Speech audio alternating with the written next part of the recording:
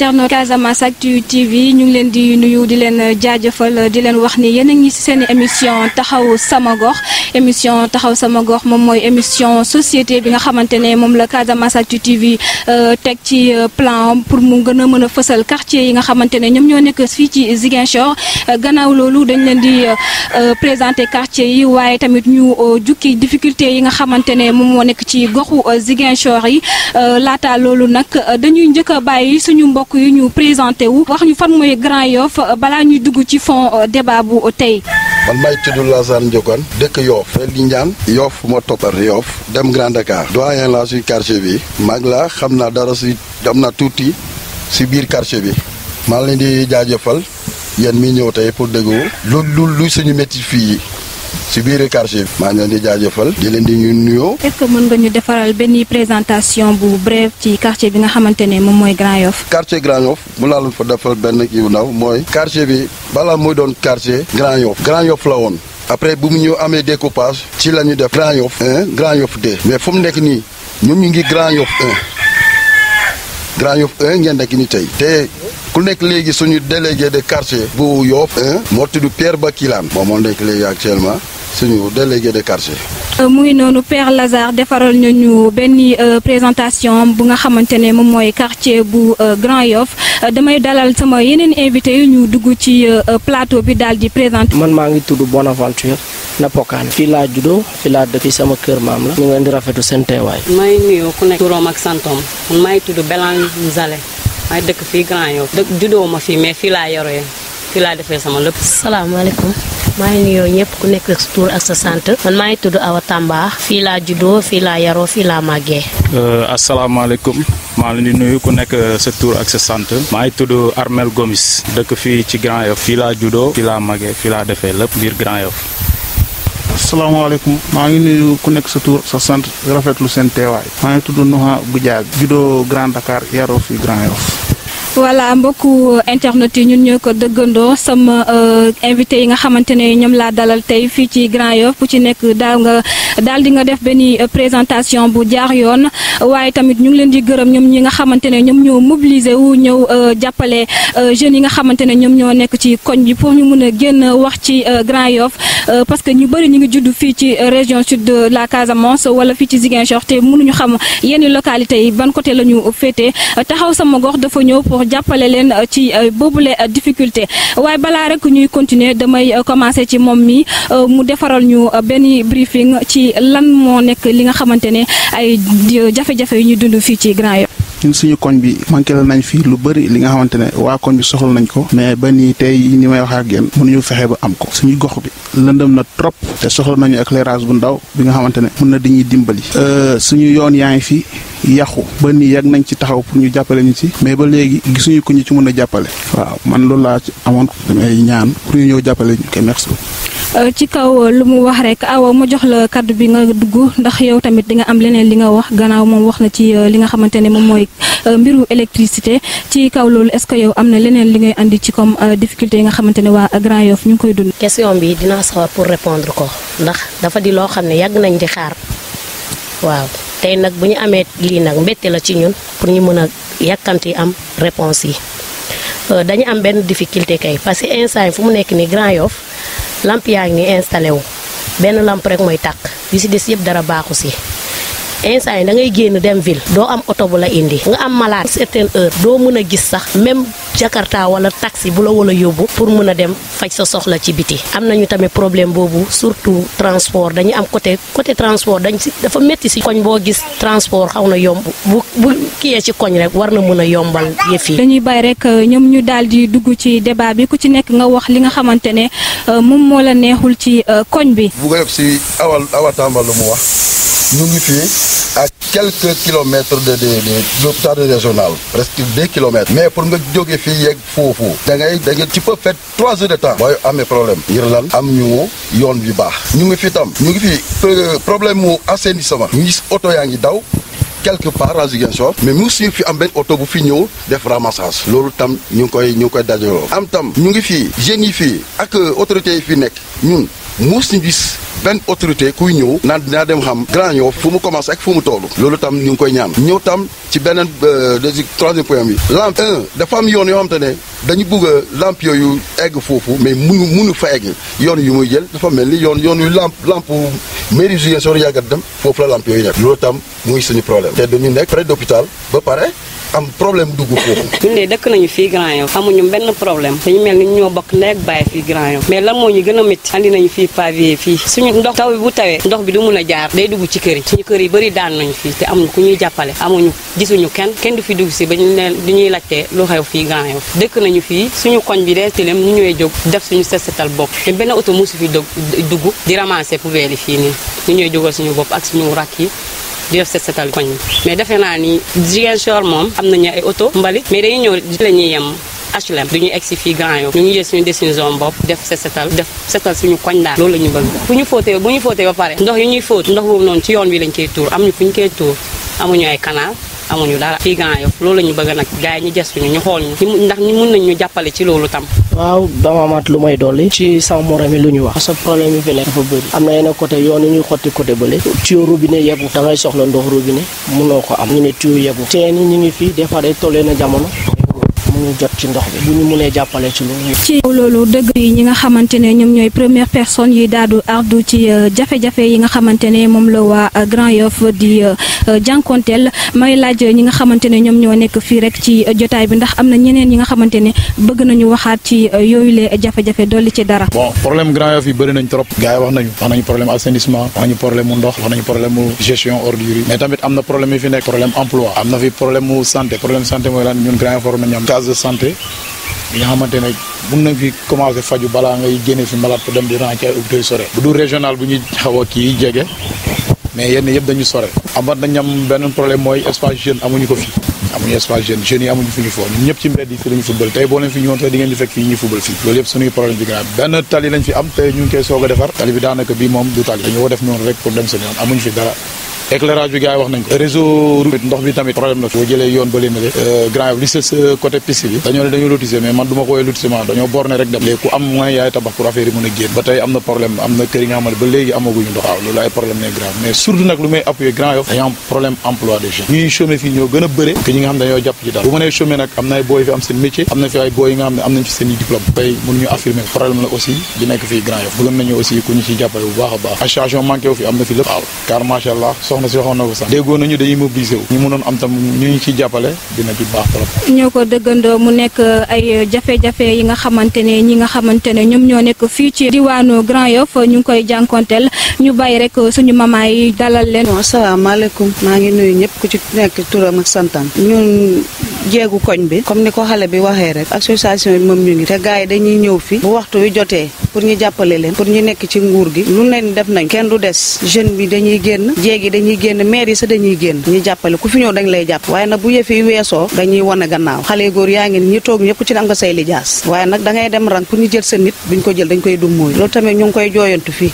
nañuy jël suñuy xale yi fii ni mu bon ba ñu am fu ñu leen teg ñu mën a liggéey ñun jigéen ñi tamit noonu GIE yaa ngi fi am pagaay mais dañuy déposer pour liggéey pour am financement duñ ko am loolu moom bari na fi moom bu ñu woote dañuy dem dañuy defar suñuy këyit dañuy dem pour ñu financer ñu dañuy dem sa ba dañuy am problème entre ñun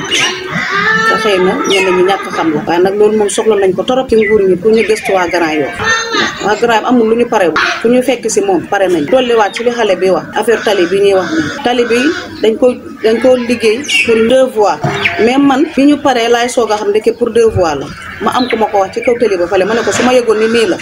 Grand Yoff yëpp dañuy génn te dañuy génn parce que dañoo nekk benn dinañu génn ñu def marche ñu dem ba ci gouverneur bi jokk suñuy këyit ñu xamal leen ni pour 2 voies waa Kanjalan bu ñu déggee ni ki dañoo def benn voie fii ñu tongtongal leen ñu defal leen seen 2 voies te fii lañu jëkkee la kon nag fi ay nit a fi nekk ay nit yoo xam ne xam nañu daal. bëggoon a xam rek ndax ñoom ñuy organiser wu mën a def ay demande wala ak mbir yi nga xamante ne day wane ni ñoom ñu ngi jug pour jàppale seen koñ ndax taxaw sama gox la ñu wax ñoom nan lañu taxawoo Grand Yoff loolu laaj ni bi nga xamante ne ñu ngi koy laaj waa Grand Yoff. ñu taay di góorgóorlu waa tawaat di ñaan autorité yi di mag yi ndax ñu jàppale ñu si lii yàgg nañu def mobilisation di dem saa su ne daa événement am. def ngeen ay demande mairie ak yooyu pour affaire électricité bi ak ndox bi tout ça. waaye loolu moom yàgg nañ ko def nañ ko ça date d'aujourd'hui mun naa leen am na 3 ans bu ñu koy def mais ba léegi mun ñu am benn autorité bu ñuy tontu loolu def nañ ko robinet def nañ ko yàgg ci problème mu yoon bi def nañ ko problème mu emploi bi def nañ ko mais mun ñu am benn réponse ci problème mu assainissement def nañ ko mais ba léegi amuñu ci benn réponse. waaw dañ cee ñu ngi ciy def lu ñu mën même ça bu mujj dañ fiy ne branchement sociaux da ngay def demande bi nga dem des fois pour ci génn 2015 defoon naa joxe dossier affaire bi ren la ma yàlla jàppale keneen yedd ma ci ma teg jot a am ci robinet lépp lu ñu mën a pour am lu suñu nawle di am ñu koy def léegi boo ko waxee ñu la wax bu ñu ñëw mënoo ci daal xanaa wax ci la ñu def duñ ci taay li jëmal suñu gox kanam moom ñu ngi ci xar suñu tànk ci gën ñu moom parce que nguur la loolu lay waxee ñu ne la waaw waaw ci xaar rek nga mën a def. li ma bëggoon xam bu ngeen defee set si tali nan ngeen di def pour mën a débarrasser ci ordures yi. mbalit bi ñu ngi ne bu ñu ratoyee ba pare mbalit yëpp dañuy gas ñu dugal foofu suñu mbalit bu bañ a bu subaa boo yeewee ci suba bu bañ a dajee ak mbalit nga loolu yëpp de mbalit kii bi oto bi daf fi duggoon kon duñu sonn gis nañu ñu waa HLM bu mel koñ bu nekk oto daf fay dugg wala kii taf yi ñu yeb seen mbalit yi ay neemaa yooyu noonu yëpp ñu ngi foofu mais ñun pourquoi pas ñëw Grand Yoff mënuñu am loolu te ñu ngi fii di yeewu fii di def lu nekk ku ñëw fii ci Grand Yoff moom ku fi dugg si ñëppay génn comme maire bi ñu ko wax ngir lan bëgg gars yi ñu mun ñu jàngale ci biir koñ bi ñun koñ bi la ñu am amuñu fenn bu dul koñ bi loolu moom te dañuy takk suñu sër yi taxaw mais suñu koñ bi moom dara bu fa xewee dañuy taxaw bu baax ngir mun a défendre suñu koñ bi parce que moom la ñu am. Bonaventure damaa bëggoon nga dellu si ci moom li mu wax ndax am nga leneen liñ ci dolli parce que déjà ñi ngi wax nañu préserver l'environnement gis nañu ni gas suul mbalit c'est pas la solution parce que déchets plastiques yi fii ak ay at bu mës a yàqu loolu lan nga am loo ci doon. parce que ñàkk a am oto bu koy yóbbu comme boo amul li nga solution bi jël boobu la ñuy jël gas parce que boo seetlee ba pare mbalit boobu nga bàyyi ko foofu suuloo ko day mel ne moo tax ñu obligé am solution boobu di gas sa suuf xam nañu baaxul mais amuñu pexe da ngay dégg ñu ne oto mënul ñëw Grand Yoff amuñu tali ñun ñu jot a def Dakar tuuti Guédiawaye am na nag ko ñu amul tali mais oto dañuy ñëw foofu jël mbalit mais boo fi wax Ziguinchor ñu ne la doo seen côté bi amul tali yoon yu baaxul Guédiawaye moo gën a bëri suuf parce que oto mbalit suuf mënu ko téye tali bu bon mënu ko téye pourquoi pas ñun ñu di ne foog tali nañu bàyyi oto yi dugg si ñun lu ñu war a def ñun loolu la ñuy def parce que bëgguñu suñ koñ tili comme état bi ñëw ñun nañu jóg manko def seetal dafa mbalit pour koñ bi mën a rafet ku fi ñoo xam koñ bi bu nguur bi ñëw ñoom ñu ngi def li ñu mu nekk mbégte ba tey ñu wéy ci biir émission bi ak invité yi nga xamante ne ñoom laa dalal tey waaye mu bëggoon laaj askanu Grand Yoff ndax amuñu li nga xamante ne moom mooy fléau de la jeunesse maanaam jeunes yi nga xamante ne tey dañuy teel a bàyyi jàng dugg ci li nga xamante ne moom mooy wàllu drogue agression tout ça est-ce que tey fii réalité boobu am ngeen ko fii ci Grand Yoff. waaw bi ma dëkk fii suñu waajur yi def nañ lépp dañuy dugal école ñuy jàng ba am ay diplôme di nag ci utu liggéey mais wàllu drogue bi moom fii moom amu fi ci suñu koñ gisuma ko agression bi ngeen di wax loolu tamit amu fi waaw fii moom macha allah ñun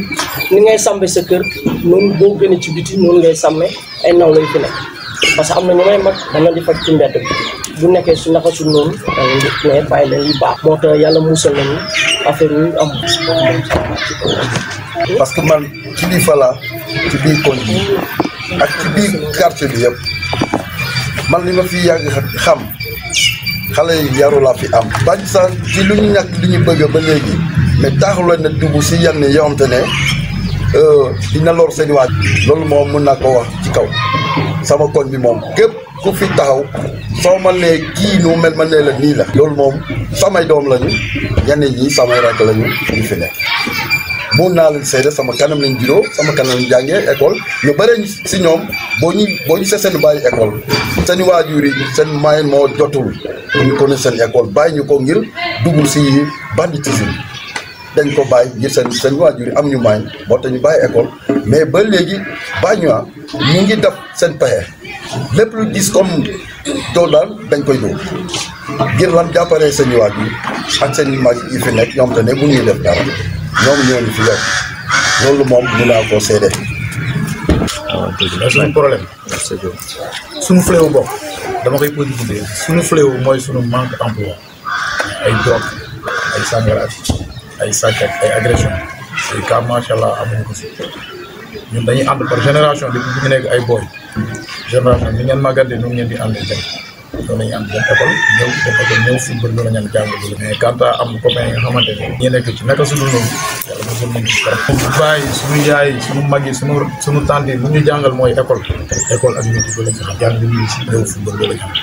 mais phénomène trop daal phénomène agression ba léegi moom émission bi bon amatu fi bon day jégal waat delluwaat ci gannaaw bon sama yenn rakk dañ ma ne fii am na ñoom tamit li nga xamante ne loolu la ñuy constaté te loolu la ñuy ñaan tamit bu fekkee mën na am nee nañ côté bi comme dañuy connecté wu nee nañ côté bi dañuy am problème réseau mobile waaw dañuy am problème connexion si biir liggéey loolu ngay wax quoi am nañ ci problème trop bu fekkee tamit mën nañ ci jàppale mën nañ ci jàppale pour côté bi réseau bi xaw a yomb fii dina doon baax trop. mu nekk li nga xamante ne moom moo artu woon ci point bi nga xamante ne moom moo soxal wàllu folie de jeunesse wala boog fléau de jeunesse xale yi nga xamante ne dañuy teel a abandonné école ñu am ci lu ñu dugg waaye ci boobu les points laay des ba tey ndax moom wax na fi waxu chômage du benn du ñaar ñu bëggoon xam ndax koñ bi am na nu ngeen regroupé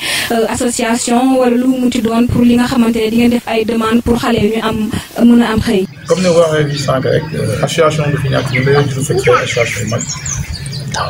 créé suñuy association yu nekk fii ba tey noonu la ñuy continuer sax actuellement sax am na di nga xam ne mu ngi en gestation waaye ñoragul bu ñoree dina xam naa bii moom dina gën a liggéey yenn ñu nekk waaw li gën a tax yenn association yi liggéey gën a freiné mooy fii jeunes yi koy créé en général bu ñu amee seen bac ñu fi toog dañuy dem bàyyi seen rakk yi des fois seen rakk yi fii bàyyi dañu nekkee ci ay classe préparatoire para ñu respectionné loolu tam day fekk day bokk na ci li nga xam ne mooy freiné des fois si yeneen activités yi gën a bëri léegi donc ñenn ñi dañuy dem ñenn ñi des noonu lay dem quoi mais chaque fois ñoom ci entre-aide boobu lañu nekkee di créer association ñu dimbali entre ñoom di mën a avancer mën a dem jàppale tamit ci seen yenn besoins yi waaw côté chômage bi bon comme problème sénégalais yëpp mais boo yaa ngi góorgóorlu koo ci laaj mu ne la maa ngi ci maa ngi ci dépôt pour formation yi maa ngi ci dépôt pour yenn affaire yi mais ba tey sotteeku donc yaakaar naa tey jii diplôme rek taxul nga liggéey yaakaar naa formation professionnelle tamit bu ko mënoon am tamit mën nañu liggéey te nag yenn famille yi amuñu yenn moyen pour faire seen doom yi tey ñu def te yenn formation yi ba yenn liggéey moo tax ñu def chômage bi gën leen sonal yaakaar naa tam ak aide yi fi am tamit gis nañ ko fii dañuy dégg ay projet mel ne nguur moo ko fi mas ay fonds yi mu ngi fi waaw gars yi ñu ngi def seen contrat capital di bind di jéem a déposer mais ba tey sotteeku ba tey ma xam ko sànq fii problème chômage dëggantaan daal mu ngi fi boobu jeunes fi ne yëpp li ñuy xaar emploi ba léegi sotteeku. kañ ñoo ko dëggandoo mbokku auditeurs yi askanu Grand Yoff tey daal dañu jóg pour wax ñu lépp li nga xamante ne jafe-jafe la bi nga xamante ne ñu ngi koy dund fii ci quartier bu Grand Yoff may xuus ak ñoom ba tey ci débat bi bëggoon a laaj ki nga xamante ne moom mooy di Nouha mu ñëw ci quartier bi est-ce que am nañu ay groupement yi nga xamante ne ci domaine bu mu munti doon est-ce que. bon dëgg la moom ñoom fii ci quartier bi bon. taayu ñu ci xeex bi pour jëmale quartier bi kanam waaw jeunes yi déggoo nañu comme ni ñu koy waxee ñu ngi fi surtout ñu ngi insister ci wàllum inondation parce que fii nawet bi franchement dañ fi sonn trop moom ci côté boobu laay insister ak tali yi parce que fii bu nawet jotee jeunes yi ñoo fi jóg ñooy mobiliser wu di dem fu nekk di uti li nga xamante ne moom la ñuy defaree tali bi pour oto yi mën a am tuuti accès pour ñëw ci côté boobu laay insister quoi. ci côté boobu noonu sax gis nañu li nga xamante ni moom mooy bus yi sax am nañ fi accès est-ce que léegi dañu amaat yeneen difficulté yu ci mel ni taxi yi ak moto Jakarta yi ak yooyu. mais am na association boo xamante ni ça en gestation ñu ngi door a door yàgg na am ay association si commune mais cette fois-ci ce sont les jeunes qui se sont levés ñu ne yëf yi daal toll nañ fi nga xamante ne mën nañu jëmale koñ bi kanam parce que soo waxee jeune c'est la force c'est vrai valide léegi moo tax jeunes yi ñu regroupé wu ñu ne cette fois-ci on va prendre la relève il est temps ñu jël relève nan la ñuy jëlee relève bi mooy ñu former benn association boo xamante ne non seulement dinañu ne te domaine tey jii nii suñu déggee man supposons man maa ngi dafa am fu ma yéen su ma déggee ni am na lu xew comme lu wàllu entrepreneuriat wala am na ñoo xamante ne ñu ngi jël ay nit ma balancer ko dans ce groupe là xamal leen ni am na lu nekk di xew si dëkk bi il faut ñu def ni ñëpp léegi si on dinañu laaj information yoo xam ni fii la ñu nar a jaar pour déposer dinañu déposer loolu dinañu tamit gëstu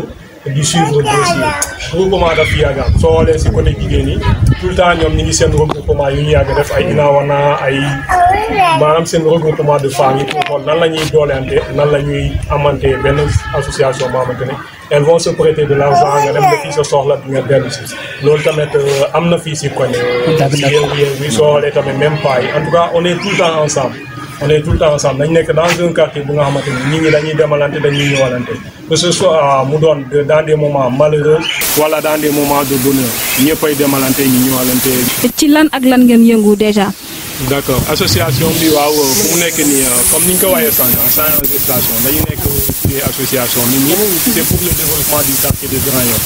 te soo xoolee Grand Yoff comme grand bi ni ñu ko waxee fii dafa am ay sous-secteurs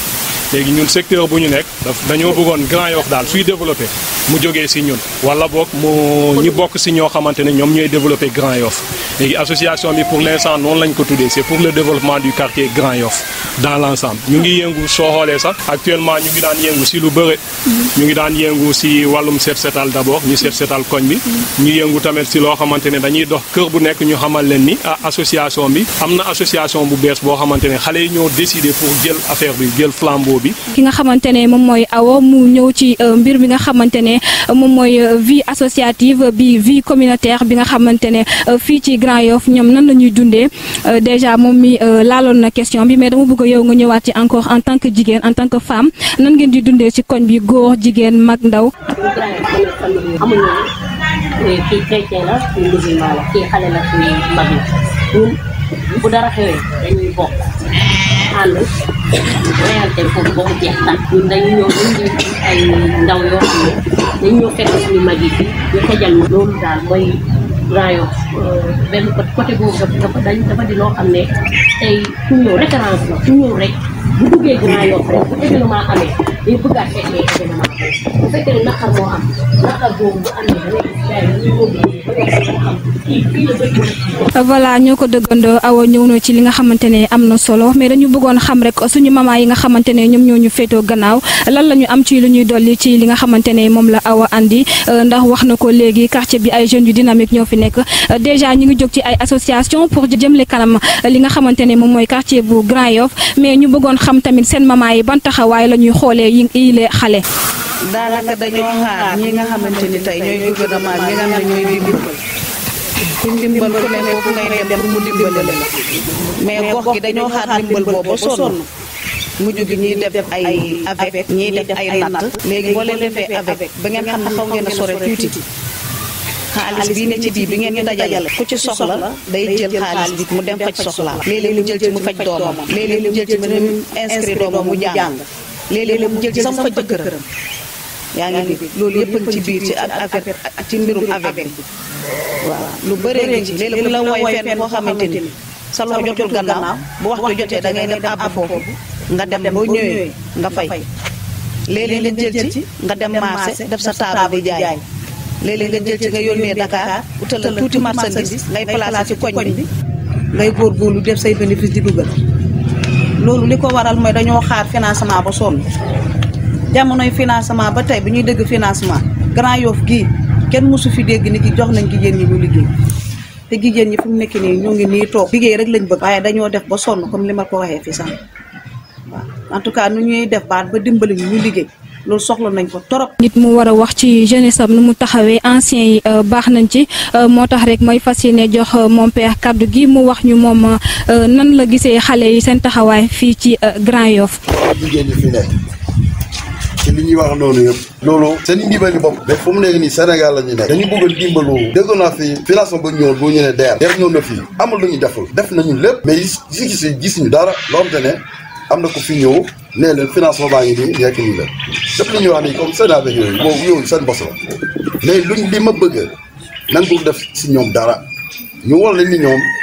jigéen lañu comme jigéen ñi ñëpp bëgg nañu liggéey dem si ndaw yi gis naa li ñu bëgg fii boo fi ne menuisier di nga ko gis boo nee soudeur da nga koy gis boo nee mécanicien da nga koy gis mais amul lu ñu deful ñun mi nekk seen kilifa fi def nañu suñu kattan ba léegi bàyyi ñu ngi def loolu laa bëgg pour ku nekk foo xam te ne dafa placé wu fa bu baax ci métier yi ma oo noonu ak samay doom yi diplômé yi fi nekk ku koy dégg naa gëstu quartier bu ñu nee Grand Yoff ñëw gëstu ñu tuuti ndax ñun ñi seen baay yi seen mag yi ñu mun a noppalu tuuti loolu laa bëgg a def ko may ñaan. voilà dëgg nañ suñu père bi li nga xamante ne moom la wax ci daam yi ak jeunes yi nga xamante ne ñoo nekk ci quartier Grand Yoff may laaj comme tout autre quartier bu nekk am na li nga xamante ne moom la ñuy wooyee association yi yëngu ci wàllu sport ASC yi Bonaventure quartier Grand Yoff seen ASC ban importance la fi am ak lan ngeen def li nga xamante ne mu ngi fësal seen liggéey fii. ASC yi mooy comme ASC ni ñu amee bu nawetaan amee dañuy dem bokk ci nawetaan jóg quartier bi am na ñaari beneen bi Karantaba beneen bi ASC ki ci yëg boppam mu dem jouer Karantaba ku ko yoo xam ne Yoff moo ko doy tamit Yoff lay dem maanaam lu ci association bi def affaire yi ñoom ci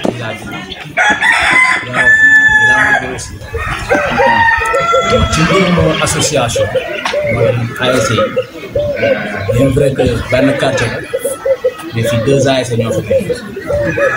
mooy ASC Karantaba moo fi jiitu donc ci ASC Grand Yoff mais boo xoolee amuñu problème boobu peut-être bu nawetaan jotee bu ñu waree daje day gis ni ñaari ASC ñoo fi nekk mais sinon à part ça dañuy dugalante dañuy def lépp te da ngay gis ci benn kër bi nga xam te ne sax ñu ngi foofu ñu ngi kii football foofu ñu football fii te teewul ñun ñooy bokk boolu añ même bu ñu demee football bi ñu ñëwee ñun ñooy bokkaat boolu reer wala ñu bokk suñu tëdd problème boobu moom bon amu fi peut-être li ñu mën a yokk tamit ci participation ASC yi ñuy def ñun bon gisuñu ci am bon participation xam loolu moo tax ñu créer une association bi nga xamante ne ñun quand même day la gën a def ñu yóbbu loolu laa amoon pour yokk tuuti te ASC yi noonu soo xoolee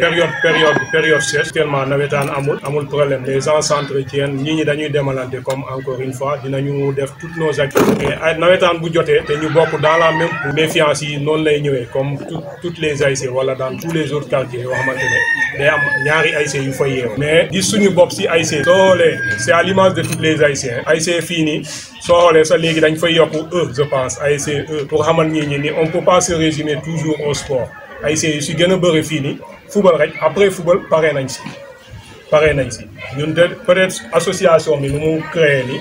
dinañu indi benn touche nouvelle boo xamante ni dinañ def de telle sorte que ASC yi bu mu yem si football rek ñu xool nan la ñuy jàppalee ñi parce que soo xoolee ñuy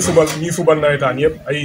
ay élèves lañu ay étudiants la. léegi au-delà des nawetaan ñu xool nan la ñuy jëlee en charge des gens qui ont un problème de papier. c'est loolu day faral di am souvent da ngay gis yaa ngi jàng nga jàngee avec un extrait bi nga xamante ni moom nga nekk di footballer te c'est des choses yoo xamante ne bon c'est puni peut-être par la loi te ñu bëri xamuñu ko. l'association toute nouvellement créée dinañu am fu ñu toll dinañu def loolu noonu si participer loolu noonu si biir ASC yi soo xoolee yaa une ASC yoo xamante ne dimanche prochain nar na def assemblée ñi dinañ def massivement dem foofu noonu mais ASC bi si koñ bi c'est à l'instar de toutes les ASC à part nawetaan moom pare nañ si xanaa nawetaan di waaj a jege yëngu ñu doog a dugg si koñ yi pour yëngal jaay voilà. ba tey ci seen émission taxawu sama gox ñoo ngi fii ci quartier bi nga xamante ne moom mooy Grand Yoff bu Ziguinchor mu jot nag heure bi nga xamante ne moom la ñu war a bàyyi képp ki nga xamante ne mën nga àbbi nga lancer appel ci municipal yi waaye tamit ñi nga xamante ne ñoom ñooy bonne volonté yi xëy na ñàkkul nit a ngi toog fenn fu mu toog yàlla wërsëgal koo dara mu dëgg benn problème mu ne lii de dinaa si jóg xëy na sax am na fii ci quartier bi nga xamante ne moom mooy Grand Yoff mu bàyyi sama invité yi ku ci nekk nga wax li nga xamante ne moom nga bëgg a lancer man maa ngi jàkkaarloo ak yow monsieur le maire Abdoulaye Baldé su ma amee message bu ma lay lancé mooy dama lay xamal ni Grand Yoff c'est un quartier super noir Grand Yoff dafa lëndëm Grand Yoff dafa super enclavé Grand Yoff amul dispensaire te il faut penser aussi à ce qu'on soit un quartier parce que soo xoolee Grand Yoff dafa bokk si Boucotte Sud Grand Yoff n'existe pas administrativement si Boucotte Sud la bokk léegi ñun daanaka dañoo nekk sous quartier léegi ñu ngi lay lancer message mooy xamal la nii dafa am projet bi ñëw PACASEN bi mi ngi ñëw ñëpp déglu nañu discours son excellence monsieur Macky Sall déglu nañu discours am moom moo ñu ne day yokk kilométrage yi day yokk pavé yi piste yi daf koy yokk Grand Yoff bëgguñu nekk en reste cette fois-ci bëgg nañu ñun tamit ñu am si pavé yi bëgg nañu ñu am si route bitumée yi si route goudronnée yi dafa am benn voie boo xamante ne moo jógee juuti fële sooy génn Ziguinchor mu demaat ba juuti fële ne le mooy sooy dem lycée Djibo voie boobu noonu bëgg nañ tamit nga yeggali ko ngeen motal ko si projet son excellence bu mu wax noonu am na 2 voies yi jógee marché au poisson marché soir bu Lindiane premier pont bëgg nañu boobu tamit mu yegg si bëgg nañu tamit ngeen wax ngeen xool suñu réseau téléphonique bi dañu am problème réseau soo waxee ñu ne aéroport bi la alors que à Dakar ça ne se passe pas comme ça dañoo bëgg nga gëstu Grand Yoff gëstul Grand Yoff on sait que vous avez un défi am ngeen défi boo xamante ne ñëpp xam nañu ni Grand Yoff Boucotte Sud la ñuy voté mooy école Boucotte Sud ñëpp xam nañu du ngeen bëgg si Boucotte Sud bu ngeen nekk INAC si Boucotte Sud si centre de vote boobu noonu su ngeen bëggee mu sotti xool leen waa Grand Yoff message boobu noonu ñu ngi koy jàllale son excellence monsieur Macky Sall Boucotte Sud centre bi ñëpp xam nañ lu fa nekk su ngeen bëggee daal ku bëgg dara def dara comme gars yi ni ñu koy waxee maa ngi yem fii di rafetlu tamit si émission bi wasalaam. ok man lu ma si yokk toujours ci problème yi famille lay wax ak suñu autorités yi fi nekk dama bëgg nañu gëstu famille surtout les femmes ménagères foofu ñu gëstu leen si mbir mu bu dee hôpital mairie cité assainissement yi parce que li ma def comme constat ci suñu quartier ba gis naa ni bu amee loolu du ma gis autorité bu fi ñëw taxaw pour yégal famille nii hôpital mu ngi recruter voilà cité mu ngi recruter et puis en dehors ça dafa am des sous-traitants yoo xamante ne mu ngi traité famille c'est pas normal loolu moom seetul naa ko parce que doo gis jigéen bu xëy à 4 heures du matin di wàcc ay 9 heures du matin nga ñëw léeg-léeg benn bés nga ñëw toog ñu ne la doo liggéey da ngay toog sans condition et loolu que da ngay liggéey hôpital gaañu fa ñu ne la génnaas nga jënd bànn bon c'est comme l'inspection du travail ici te loolu que am na il faut que gars yi gëstu leen parce que moi j'ai vu que les sous-traitants là dañuy dem jël famille yoo xam ne bu ñu leen kii booy wax ñu ne la soo waxee ñu génne la loolu moom maa koy ñaawlu ndax autorités yi nañu gëstu lieux publics yi surtout les services publics loo xamante ne famille ñoo koy liggéey parce que ministre moo fa ñëwee fekk mu set. du infirmier moo ko seetal du docteur moo ko seetal du médecin moo ko seetal donc il faut respecter les femmes là man loolu laa bëgg a wax ci autorité nañu gëstu côté boobu.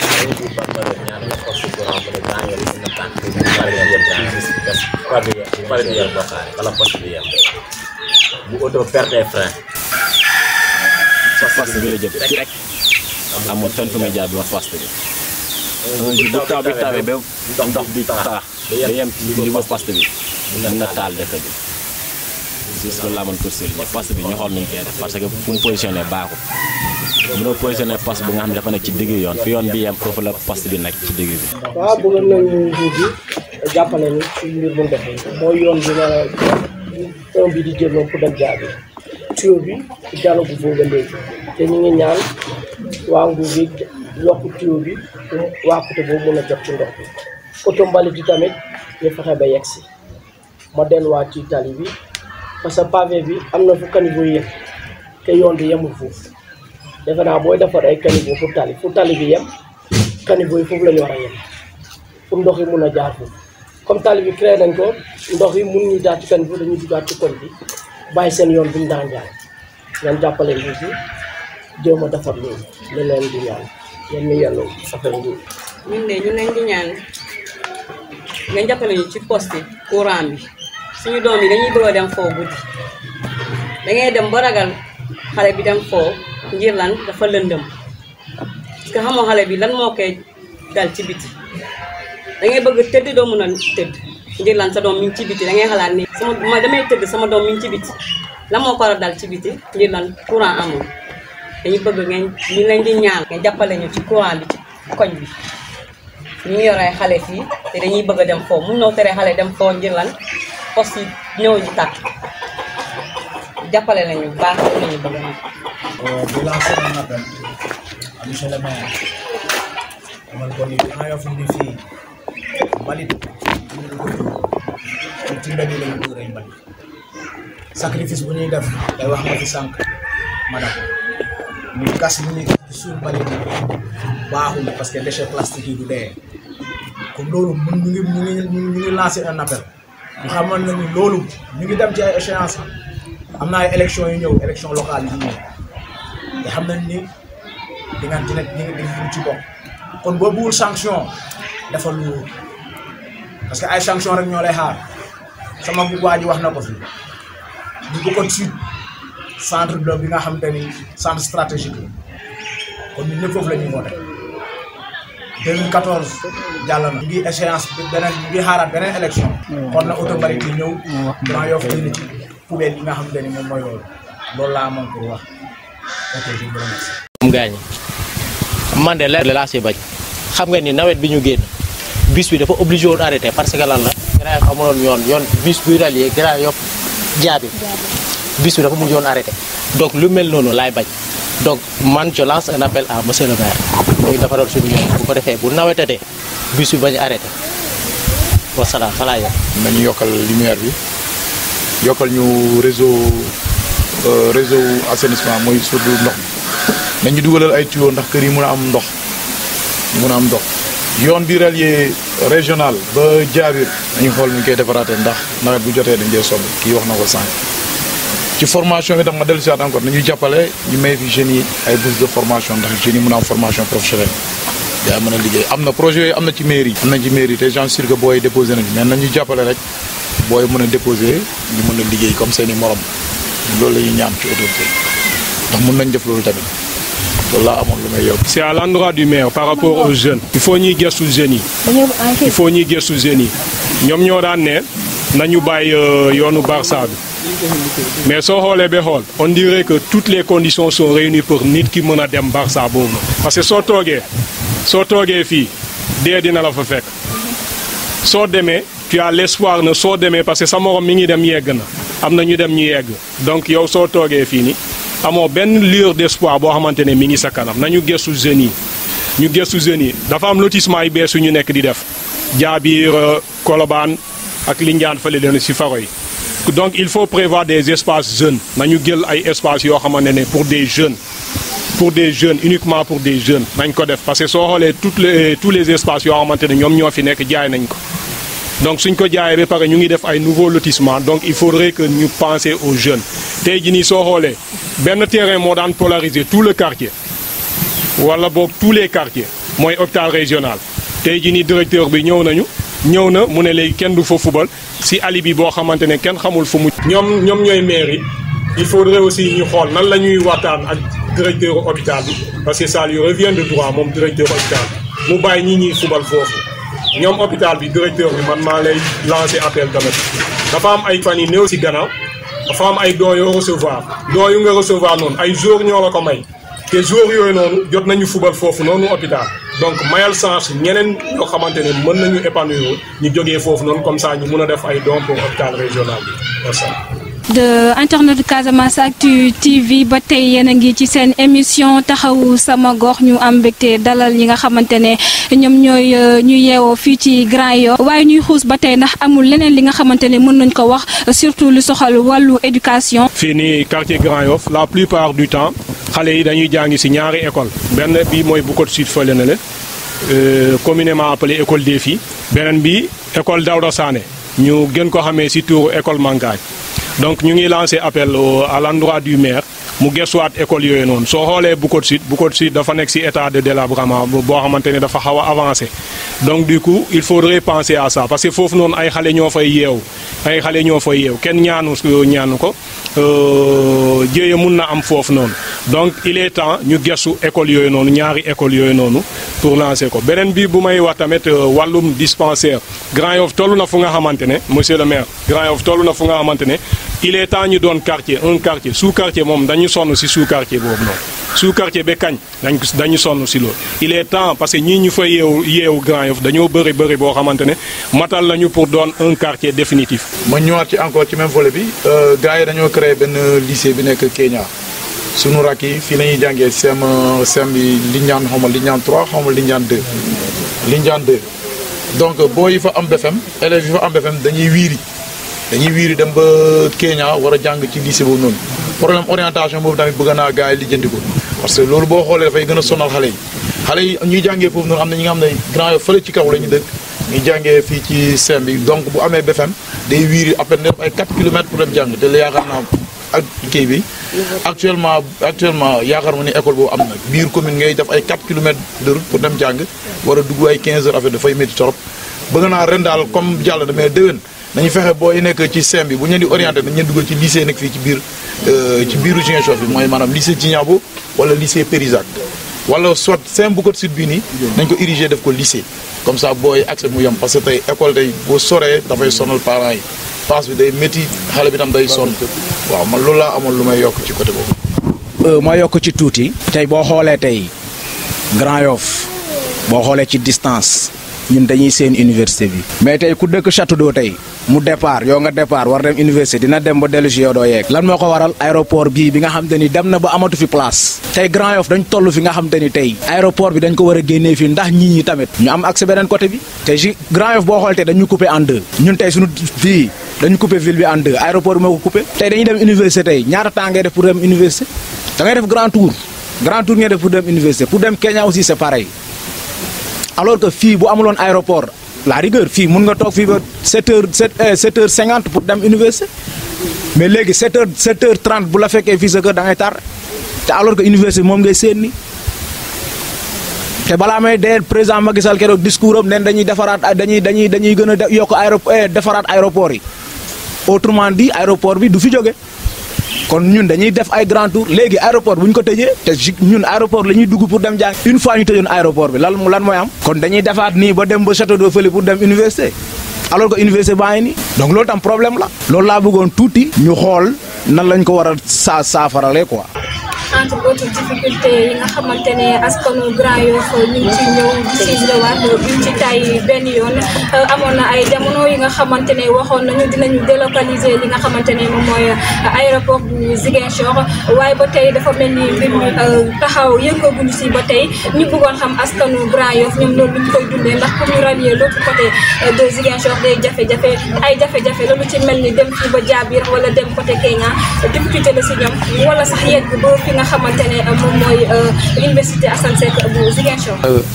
aéroport bi buñ ko mënoon a génnee fii mu nekk feneen pour ñu mun a am accès bu yomb côté université ak dem Kenya nañu arrangé trop ñu am ay xale yi nga xamante ne am nañu BFM ren dañuy rallier pour dem fii ba Kenya loolu tamit sore na trop moo tax aéroport bi am na kii problème bu rëy ci kii bi quartier bi man je peux pas comprendre. aéroport bi nga xamante ne mu jege hôpital bruit des avions yaakaar naa ni dina déranger tellement les malades donc il y a tellement des choses yi nga xamante ne mun nañu tax. amoon na ay at dalaloon nañu xel ñi nañu aéroport dañ koy délocaliser fii yóbbu ko Tobor bon mais mooy fàttaliku 5 à 6 ans wala bu ko motulee ñëwaat nañu ne xamal ñu ni que aéroport dañu war a yokk mur de sécurité bi 500 mètres autrement dit ñëpp ñi dëkk fii ba 500 mètres parce que mur de sécurité bi moom ngeen di seen nii buñ ko waree yokk à 500 mètres mur bi fan la war a nekk autrement dit pop ñun ñi dëkk fii yëpp environnement yi fii nii yëpp dañu war a ut feneen fu ñuy nekk ci aéroport bi nga xamante ne ñun ay jamono ñun fii lañ juddu ay jamono aéroport dañu doon avion dañu doon ñëw tout le temps ci suba ba guddi mais ñun ci aéroport lañ doon defee lépp aéroport bi ñu avion booree ñëw ay militaire ñooy jalonné taxaw ñu bloqué circulation ba bu wàccee ñi romb parce que dañ doon dem béyi beneen côté bi mais aujourd'hui université moo nekk ci beneen côté bi ñu gis ni mur de sécurité moo war a am ñii dañ leen war a génnee fii est-ce que loolu xel nangu na ko ba pare ñun kero bu ñuy wax ni dañu war a yokk mur bi xam nga ban ali bi la ñu àndi ni Tooboor aéroport mënu fa nekk parce que Tooboor air bi ngelaw bi constant wul ni Tooboor dafa jege Gambie mais aéroport bi moo gën a jege Guinée Bissau te avion ñi ngi wàcc ba léegi xam nga dañuy respecter population bi ñu xam ni aéroport bi amatu fi place am loolu laa amoon pour wax rek aéroport bi amatu fi place am boo waxee ñeneen ñii ñëw dëkk fekk aéroport mais ñii bu ñu dëkkee fekk aéroport ñu xam ne aéroport dafa war a jógee aéroport du li nga xam ne mënu fa. maa ngi dolliwaat ci aéroport bi dama bëgg population Ziguinchor Casamance ba mu daj.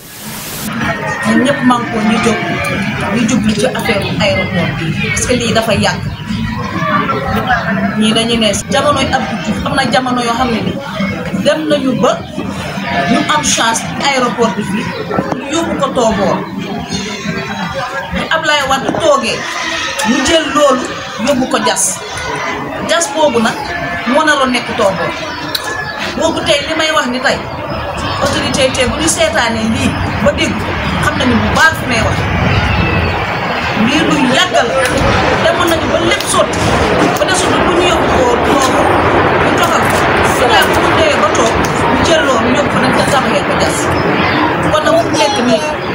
Ziguinchor Casamance yaatu na léegi Casamance dafa rëñ léegi nit ñaa ngi dëkk côté boobu dañ koo jënd ba pare mënuñu ko sa tabax te boo génnee Grand Yoff nga dugg jaar man am na ay côté yu ñu ma won yoo xamante ni seeni borom dañ koo jënd ba pare ñu rëccu ko parce que dañoo dem ba xool nga xam ne bu ñu tabaxee fii avion bi bu mu wàccee rek dina xar seen yi léegi nag seen terrain yaa ngi noonu keneen ku ñëw bu jënd koy keneen moo koy yootal ci suuf bokk ne ko lii moo fi nekk moo tax kenn kii moomoon fii bu koo jaar kooku dem seet feneen fu may kon nag li ñuy ñaan mooy nañu doxal lii nañu seet fuñ koy def Casamance yaatu na yaatu boo xamante ne bu ñu wutee buñ ko def